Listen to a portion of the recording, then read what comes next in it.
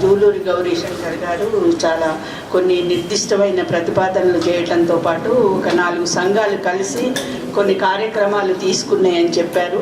ఆ తీసుకున్న కార్యక్రమాలకు అదనంగా కూడా ఇప్పుడు కొన్ని సూచనలు చేశారు.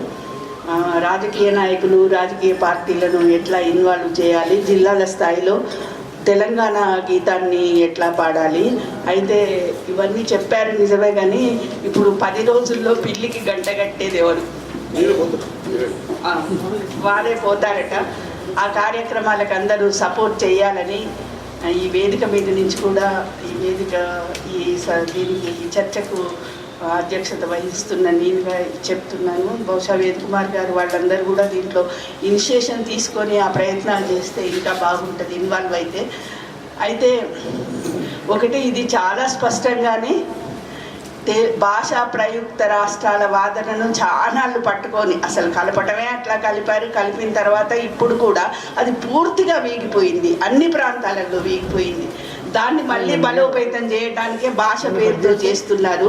నిజానికి చాలా సంవత్సరాలు, చాలా ఎన్నో ఏళ్ళుగా తెలంగాణ విశాలాంధ్ర అయిన తర్వాత కూడా తెలుగు అన్న పదాన్ని ఎన్నడూ వాడని వాళ్ళు ఎన్టీఆర్ పీరియడ్ నుంచి ఎంత కుట్రలో భాగంగా మొత్తం తెలంగాణ ప్రాంతాన్ని కూడా అవుననిపించుకొని మనందరం ఒకటే అనే ఒక ఇల్యూజన్లో భ్రమల్లో ముంచే ప్రయత్నంలో భాగంగానే తెలుగు అన్న పదాన్ని వాళ్ళు ఉపయోగించుకున్నారు. అట్లనే మనం కూడా దాన్ని తెలుగు మనది కాదు అని చెప్పుకోవటం కూడా అంత సరి అయింది కాదేమో అని నేను అనుకుంటున్నాను. తెలుగు మనది, తెలంగాణ భాష తెలుగు వాళ్ళది. సంస్కృతము ప్రభావితం ఉన్న సంస్కృత తద్భవము అయిన ఆంధ్ర భాష, అది ఆంధ్ర భాష. మనము అది మర్చిపోయి అసలు తెలుగు మాది కాదు, తెలుగు కాదు, మేము తెలంగాణ భాష అని అనటం అనేది మనకే అంత మంచిది కాదు అని నా అభిప్రాయం. అందరూ ఆలోచించాల్సిందిగా కోరుతున్నా. ఇది నా అభిప్రాయం మాత్రమే. దీన్ని కొంచెం శాస్త్రీయంగా తర్వాత ఒక సమగ్రంగా కాంప్రహెన్సివ్ అవుట్లుక్తో దృక్పథంతో శాస్త్రీయంగా ఆలోచించాలని కోరుతున్నాను. ఈ సభలకి ఇప్పటికైనా సరే ఒక ఐక్య నిర్దిష్టమైన కార్యాచరణ అవసరము. ఇప్పటికి కూడా మాట్లాడేమంటున్నారు కానీ మళ్ళీ ఎవరి ప్రోగ్రాంలు వాళ్ళకు నడుస్తూనే ఉన్నాయి. అది కాకుండా ఇందాక తిరుమలరావు గారు చాలా స్పష్టంగా చెప్పారు, ఎంత విస్తృతంగా విస్తృతి అనేది ఏ ఉద్యమానికైనా బలము. సెగ్మెంటేషన్ అనేది, కంపార్ట్మెంటలైజేషన్ అనేది ఏ ఉద్యమముకైనా బలహీనత. ఈ విషయాన్ని దృష్టిలో పెట్టుకొని ఈ తెలుగు భాష అనేది ఏ అంశాన్నైనా, తెలంగాణలో చాలా అంశాలు ఉన్నాయి తెలంగాణ తెచ్చుకోవటానికి. వనరులు తరలింపును అడ్డుకోవటము, వాళ్ళ ఆర్థిక లావాదేవీల దిగ్బంధము ఆపివేయటము, తర్వాత వాళ్ళ పాలనా యంత్రాంగాన్ని స్తంభింపజేయటం.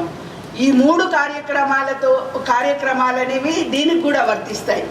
వాళ్ళ అడ్మినిస్ట్రేషన్ అంటే వాళ్ళు ఒక అడ్మినిస్ట్రేషన్ మొదలు పెట్టారు, ప్రపంచ తెలుగు మహాసభలు అనేవి. అవి సజావుగా జరగకుండా చూడటం. సజావుగా జరుపుకుంటారు. అందులో పాల్గొనే వాళ్ళకు ఉండే ప్రయోజనాలు ఉంటాయి. పోవద్దన్న వాళ్ళు కొంతమంది ఒకరో ఇద్దరో పోతుండొచ్చు. అది చాలా నెగ్లిజిబుల్ సంఖ్య. అంటే అది గుర్తించని అవసరం లేనంత సంఖ్యలో పోతుండొచ్చు. ఇంకొంతమందిని ప్రదర్శించవచ్చు. వాళ్ళు భాష తెలిసిన వాళ్ళు కావచ్చు, తెలియని వాళ్ళు కావచ్చు, ఎవరినైనా అక్కడ చూపించవచ్చు. ఇట్లా ఇప్పుడు హైదరాబాద్లో జరిగిన సభల తర్వాత కూడా వెంగళరావు గురించి ఇందాక మాట్లాడారు కదా, వెంగళరావు ఇది పెట్టాడు, తర్వాత ఎందుకు పెట్టాడు, ఎవరిని అంచడానికి పెట్టాడు అని. అయితే ఆ సభలలో చాలా ప్రధానంగా పాల్గొన్నాయని తెలంగాణ సాయుధ పోరాటాన్ని కీర్తించి తెలంగాణ సాయుధ పోరాటంలో అంతర్భాగమైన ఒక రచయిత వెంగళరావు కళ్ళద్దాల మీద పుస్తకమే తెచ్చాడు, కవిత్వం పుస్తకం. ఇలాంటివన్నీ నడుస్తూనే ఉంటాయి. అంటే ఇంతకు ముందు కూడా చాలామంది రాజుల తరఫున రిప్రజెంటేటివ్స్గా ఉన్న కవులు ఉన్నారు. అలాంటి కవులు ఎప్పటికీ ఉంటారు, రాజ్యం తరఫున వ్యవహరించే వాళ్ళు. అయితే ఇప్పుడు ఇంకా ఎవరైనా మాట్లాడగలిగారు.